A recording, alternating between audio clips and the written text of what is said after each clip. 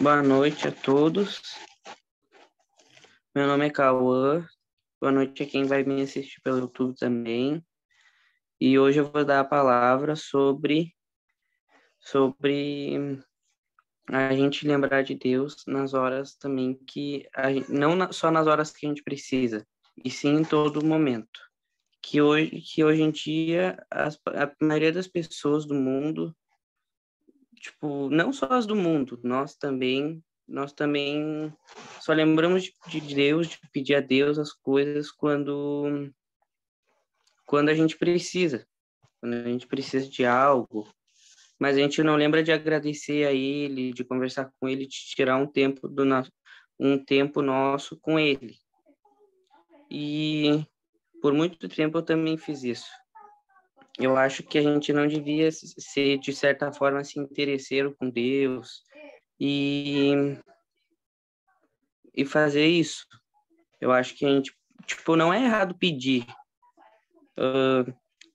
Na Bíblia ainda fala que não é errado pedir, mas também não só ficar pedindo também não é legal. Por exemplo, tipo, quando a gente pede, ele dá. Mas se a gente só pedir, fazer as coisas erradas, não buscar ele, a gente vai, a gente vai, como é que se diz? A gente vai ter uma hora que vai vir as consequências.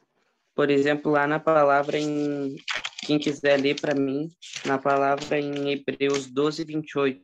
Tá, Hebreus 12:28, né?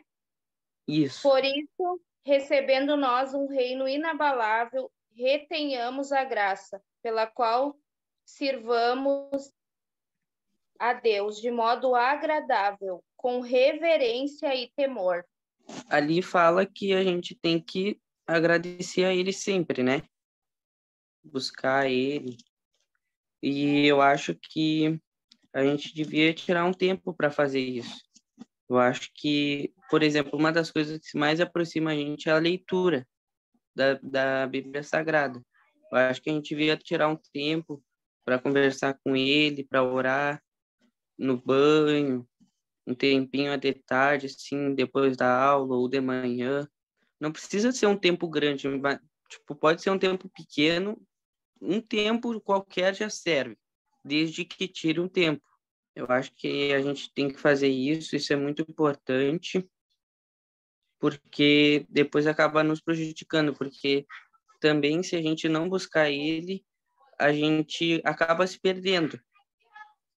Por exemplo, quando eu vou dar agora um testemunho meu.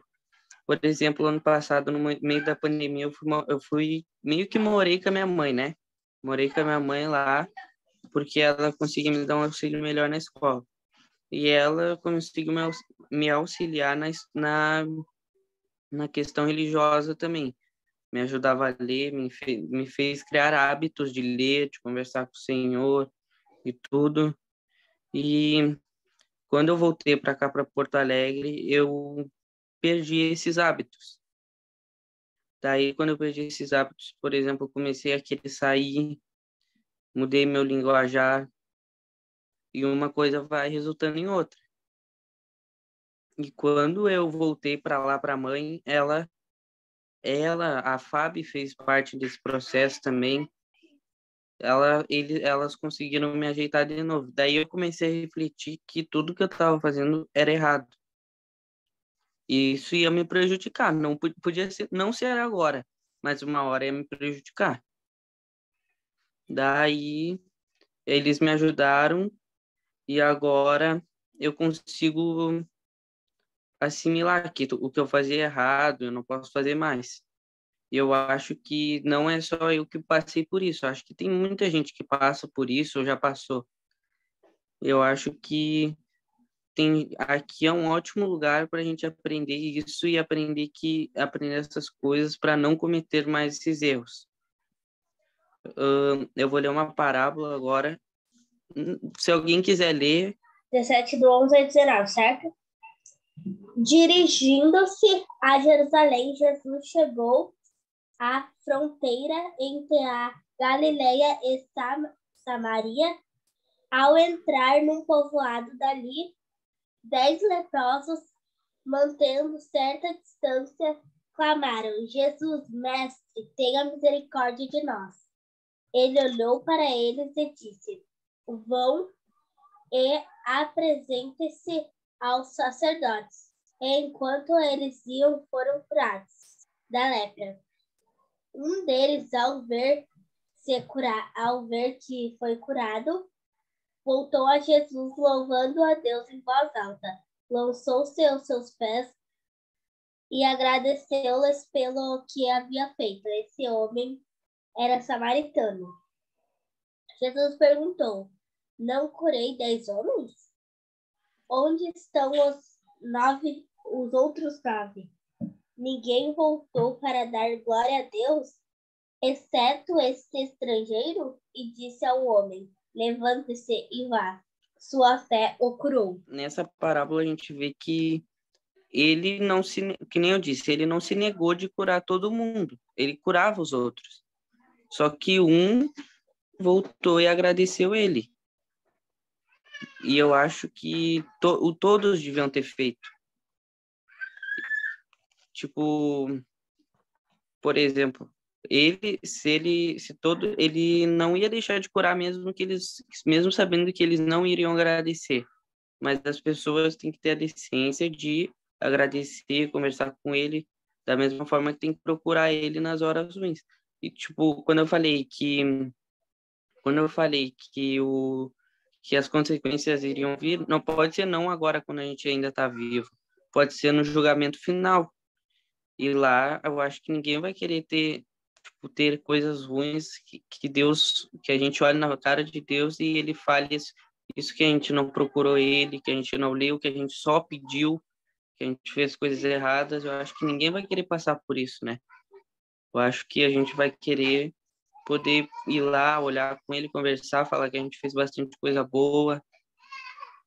E eu acho que a gente devia procurar mais Deus, procurar mais não só por necessidades, e sim por benefícios na ocasião de ter mais relação com ele, conversar mais com ele, ter mais intimidade, que isso vai acabar nos beneficiando, vai continuar nos beneficiando. Às vezes, quando a gente conversa com Deus, ou pede, ou conversa com ele, lê as escrituras, a gente não tem que nem estar pedindo, ele dá ao natural já. Ele já dá o natural sem a gente pedir. E eu acho que eu prefiro ganhar ao natural as coisas por eu merecer do que ter que estar pedindo. Que nem quando a gente, por exemplo, quando a gente sai quando a gente era menor, assim, os adultos, quando eram menores, ou a gente quando era mais pequenininho, e a gente saía com nossos pais. Eu acho que eu gostava mais quando eles compravam as coisas e me davam assim, sem eu ter que estar pedindo, por eu merecer, do que eu ter que estar pedindo e às vezes eles olharem para nós e falar: tu acha que tu tá merecendo? Claro que Deus nunca faria isso, mas eu prefiro não ter que estar pedindo. E bom, essa foi a minha palavra.